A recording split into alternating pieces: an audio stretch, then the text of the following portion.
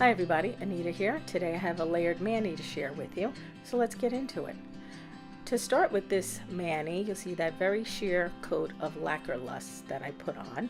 This is Bonfire. It's a gorgeous polish. It's so full of beautiful glitters, but you see it is extremely sheer. So I thought if I layered some brightly colored fall leaves between the coats of polish like a sandwich mani, it would be beautiful. Yeah, well, here's what happened. It's not that it's not beautiful, it's just not what I saw in my head. So you know how that is when you have something in mind, it doesn't quite come out the way you thought it would. So I started with this beautiful red. I'm going to have all of the polishes that I use in the description box for you guys if you're interested, along with the plate. I did use this plate in my last mani too, for the fall leaves. So I thought I would do leaves and butterflies for this layered mani. So I'm using the gold, which was really maybe not the smartest choice because you see when I stamp it on the nail it kind of disappears. So that was like boo-boo number one. Maybe if I had used that gold in the upper layer of stamping, then it may have had a little bit more impact. Anyway, it's already on there. So I'm putting on my second coat of polish over that, which is going to push that layer down. I'm going to do another layer of stamping over this coat when it dries. And it turned out this polish is a thermal. I think I mentioned that, but I'm not sure.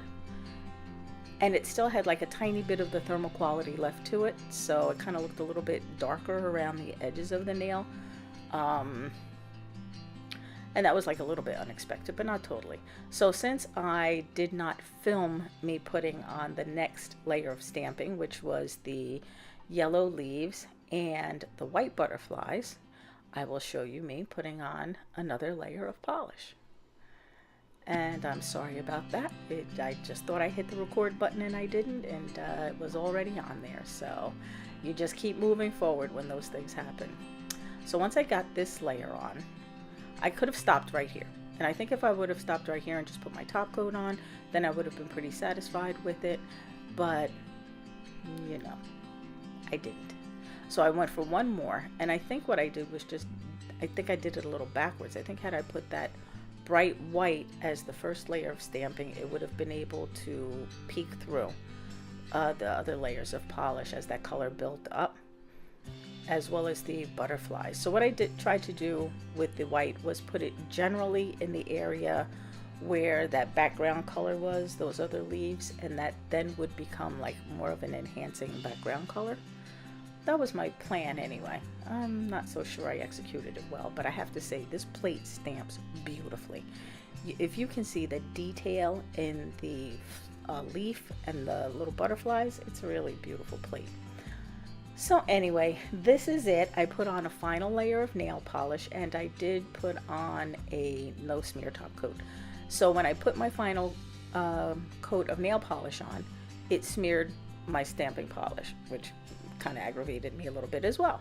But still, I'm not totally dissatisfied with it. I think it's a beautiful mani just the same. I'll just need a little more practice in getting my layers down in a proper order. This polish has so much beautifulness going on, it just really does. You know what? I hope you enjoyed it. Not every mani is A+, you know, some of them are fail or works in progress. Leave me a comment, let me know what you think of it, and if you like this video, please give it a thumbs up. If it's your first time here, please subscribe. Just hit the bell icon and you'll be notified when I upload a video. I have a couple of swatch photos for you guys. I want to thank you so much for watching. I appreciate you all. I hope you enjoy the rest of your weekend, and thank you so much for watching.